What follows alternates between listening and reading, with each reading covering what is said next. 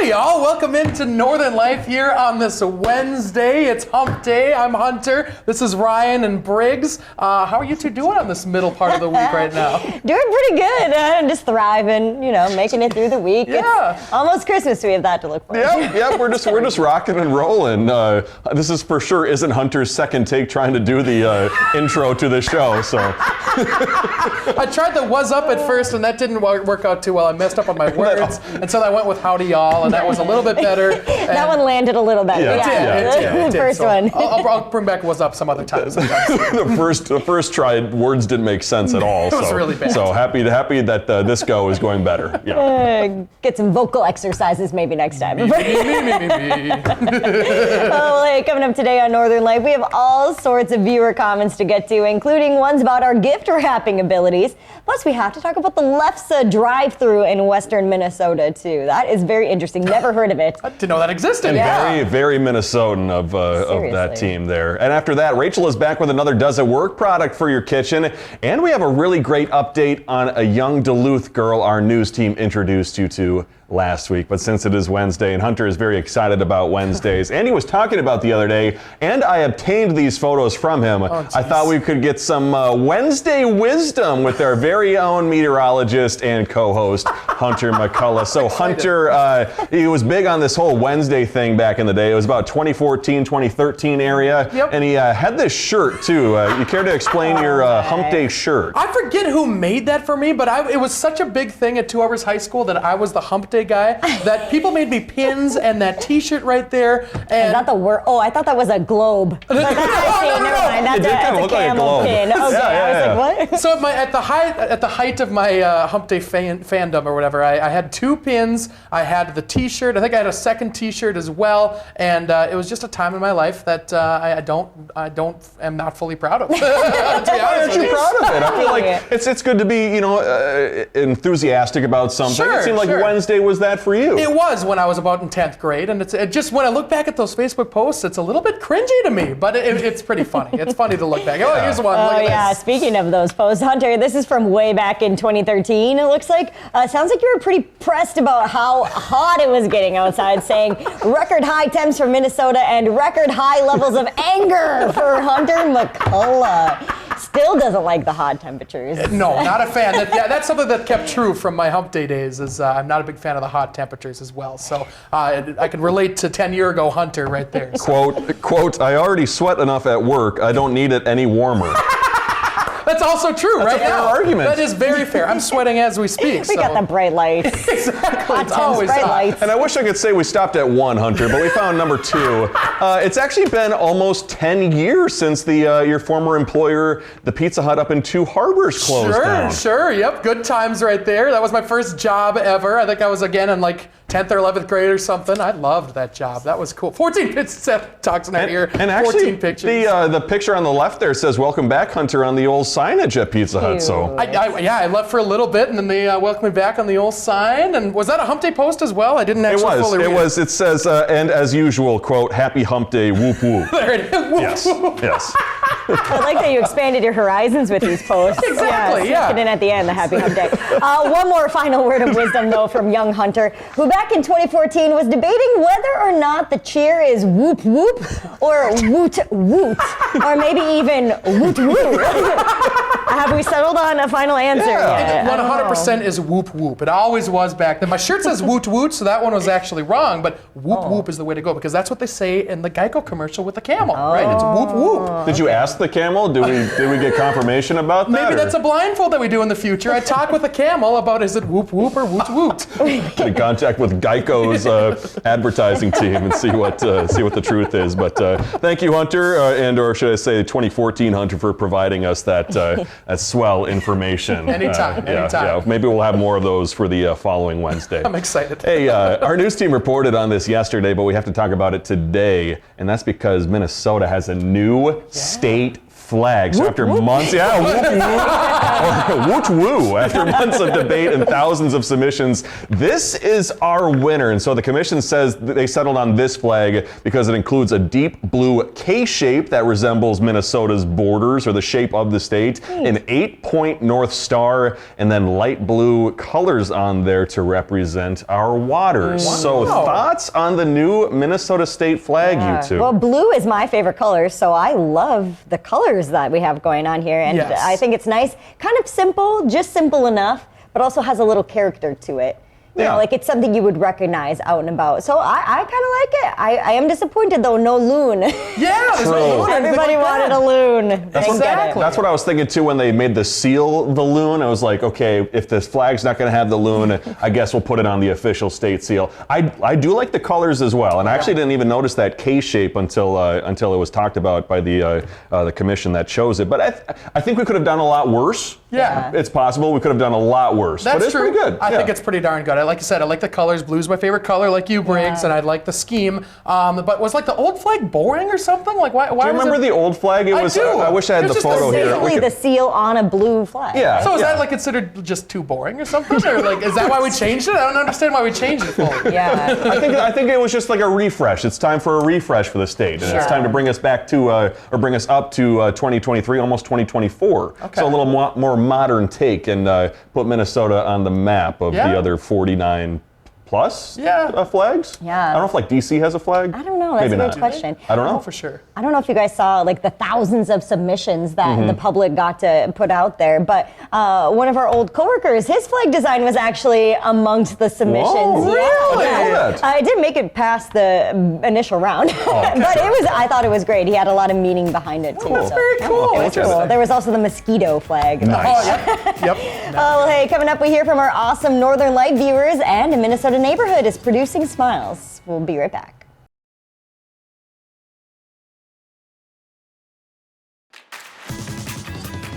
Welcome back. We love getting to our viewer comments and messages, and thank you so much for sending all of those in. But before we get to those, we have a message to Hunter from our awesome digital content producer and Hibbing's very own Haley Rotzi. So Haley helps us put our stories and videos online under our Northern Life tab, and after I told her we need to put our sauna experience online, oh no, she told me only if Hunter can figure out how to say sauna correctly. Whoa, that's a shot right there, Haley. Oh my gosh. Hunter, care to comment? But she's right. Did I say sauna? You did say sauna, I believe, during the thing. I've got a bad sauna. A sauna. I'm from up here. I should be able to say sauna. I don't know why I don't know how to say sauna.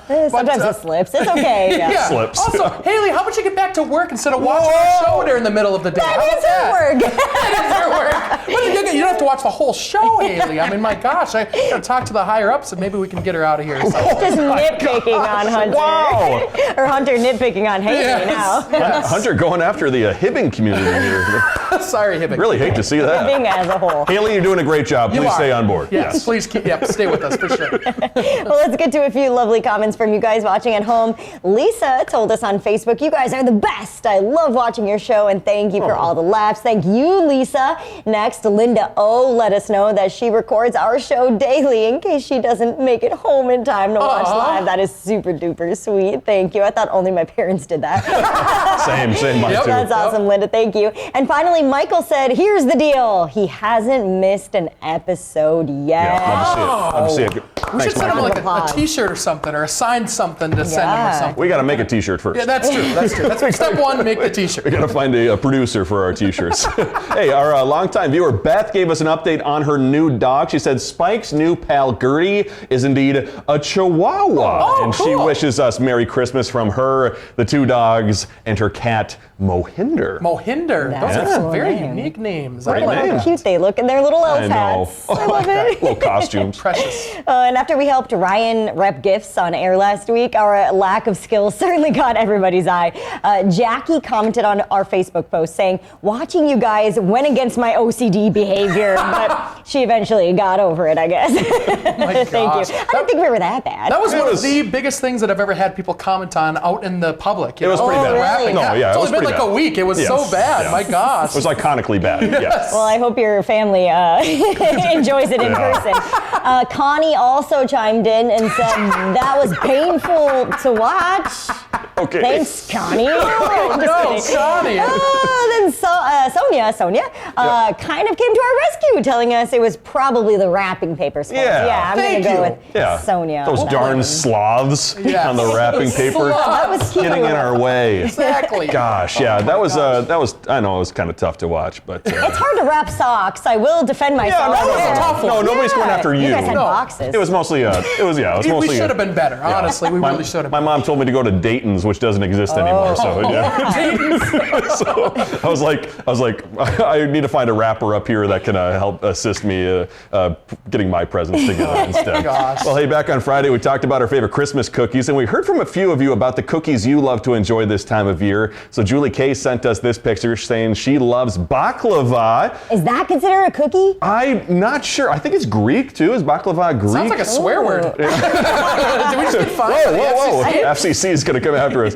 Next up, Jenny told us she's rocking with crybabies or molasses cutout cookies. Ooh. It's apparently her grandmother's recipe, so she can't share it because it is a secret. Is that a crybaby right there? That is a crybaby, I believe. I've never heard of a crybaby. Little frost, Seth in our ear goes, wah. It's a crybaby cookie. And then finally, we had Frank K all the way from Chicago, who didn't post any words, but just obviously was taking a shot at me, sending a photo of the peanut butter blossoms, which I don't know how to eat. They're the best, you just got to eat around it and then put the kiss in your mouth. Yeah, I've had to explain that conversation too to a couple people, including my family. Oh, yeah. So, Seth, put that down. Oh, yeah, I did want to see it again. Take that away. That's beautiful. Get that out of here. Those are well made. Thanks for watching, Frank. Is that Frank's very own cookie that he made? Probably That's not. impressive. Okay, maybe a Google image. Yeah, Getty Images.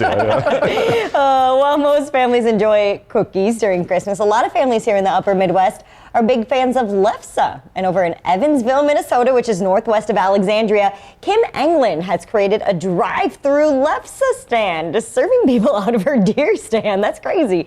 On Saturday mornings during the holidays, cars line up for the privilege of taking home some of Kim's homemade lefse. And to keep up, she and her family make it from scratch every single night during her operations. That's so cool. Have you guys had lefse? I've actually never had it. So it's just bread, isn't it? It's like flattened bread? It's potato, I believe. It's like a potato, I don't know what to call it, dough. Okay. But it's my family is Swedish, and so we used to have that all the time at our Christmas gatherings. It's like rolled up with, is it sugar and butter? I think are like the ingredients of it. It's very good, but it's a little bit of an acquired taste. Who made it in your family? It was big. My aunt made it a lot, I remember, because my grandfather and grandma used to love lefse. So, Cool. It's a big Swedish thing, or like Norwegian. Yeah. Duluth Running Company just had a big 5K run the other day, and it was called the Lefse Run. And they run, and then they go and eat lefse together. That's awesome. Yeah, kind of a cool community tradition sort of thing that they do. Not during the run, though? No, I think the lefse is after the run. Yeah, that's probably for the best. That'd be tough to keep it down. Yeah, exactly. Well, thanks for sending those comments in, folks. Hey, still ahead, we have another Does It Work product, as well as a huge showing of generosity from viewers like you.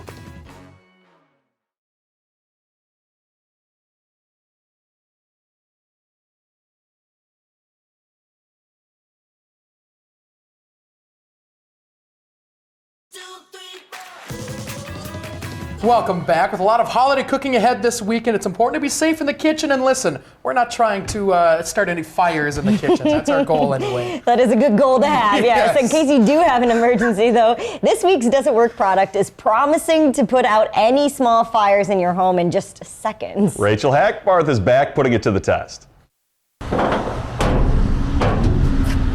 As Battalion Chief, Jose O'Cades is always teaching the importance of fire safety. This week's Does It Work product promises to potentially prevent some of those house fires his department frequently sees. It's a Prepared Hero fire blanket. It's reusable, lightweight, and costs $29.99. It's designed to smother fires in just seconds. Just the packaging itself and seeing the videos and how to utilize this seems pretty simple. I'm just pulling it and then just putting over the fire, so it'll be interesting to see what the results are. While this blanket does not expire like a fire extinguisher, Chief O'Cades thinks it could serve a similar purpose. Just from the size of it itself, that you're really going to just be dealing with small types of fire, fires that might be associated with inside the kitchen area. So we're staging a kitchen fire with this metal pot. This step is simple as advertised. We just need to see if the fire is gone. I let it cool down, then you'll be able to remove it. With the blanket removed, we find no flames, just this, and it only took seconds. Chief O'Cady says the prepared hero removed the oxygen source, smothering the fire as advertised. And while he thinks it works, he recommends using what you feel comfortable with, whether it's an extinguisher or this blanket. I do. I believe it would work. But again, it's just being able to have the confidence and the training and being aware that how to utilize this and don't put yourself in harm's way at any time on any type of size of fire. For Does It Work, I'm Rachel Hackbarth. Looks like it worked, but it was about to start back up again. The smoke was pouring out of the pot again. Oh my gosh, throw the blanket on there again. You should have heard Hunter during the story. He was yelling at Rachel to throw it back on. Throw it back on the fire. Yeah. What are you doing? I feel like it would be just as easy if you have to go grab that blanket to just grab a fire extinguisher. Yes. I don't know. Yeah, I don't know. I guess it's harder to use a fire extinguisher if you're maybe younger or something like that. Yeah, you got to pull the pin and they got to aim it and they got to do that thing. That's tough. Also, you got to pull the blanket down and you go, okay, throw it over. Yeah, I don't know. They both seem complicated, but whatever. Just don't start a fire in the first place, and then we'll go from there. That's a good plan. I'd probably end up using the blanket just as like a blanket on the couch or something. Be like, where did my fire blanket go? This is toasty. Yeah. This blanket is fire. For only $30, not too bad. It's a steal. Well, now to an update on a very special story we brought you last week. Our Northern News Now team introduced us to 7-year-old Roya Snyder, a little girl in Duluth who has been diagnosed with a condition called cardiomyopathy. Roya and her family are now faced with having to get a heart transplant at the Mayo Clinic in Rochester. So they set a goal of raising $150,000 to help cover those expenses. And so far, thanks to donations from viewers like you, they have already raised $70,000 through that campaign. Yeah. Just incredible. I got to speak with Roya's mom, Maya, when we were arranging for these interviews. Very clear that Roya is a very special little girl. If you watch the full story we did on Friday, she's very well spoken, very smart, and clearly a great friend to her classmates because they worked on getting the Mayo Clinic to do a virtual presentation to her class to help explain to her classmates, everything she's going through and what they can do to help. So just a very special story and hoping for the best for her. And thanks to those donations as well. Yeah, if you'd like to donate, we have a link to do so on our website. We'll be right here after the break.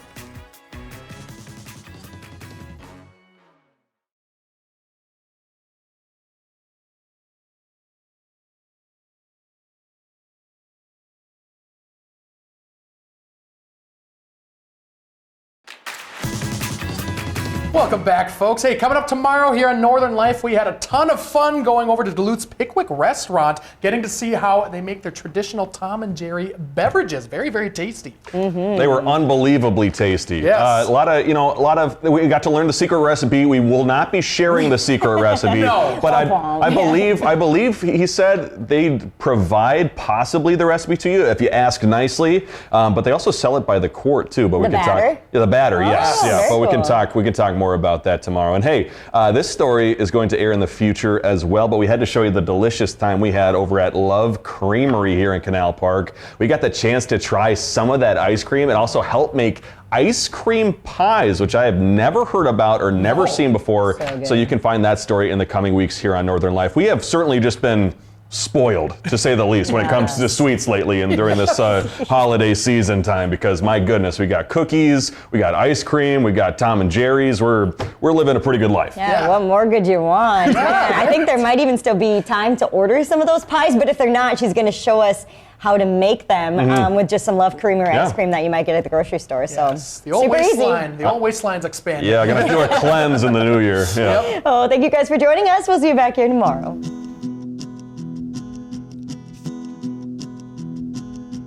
Find some time to throw a line or just head outside to unwind. That's the life in the great North Woods. Hike or bike, whatever you like. Get out in the day, enjoy the night. Yeah, we got the life in the great North Woods. Yeah, we got the life in the great North Woods. Yeah, this is Northern Life.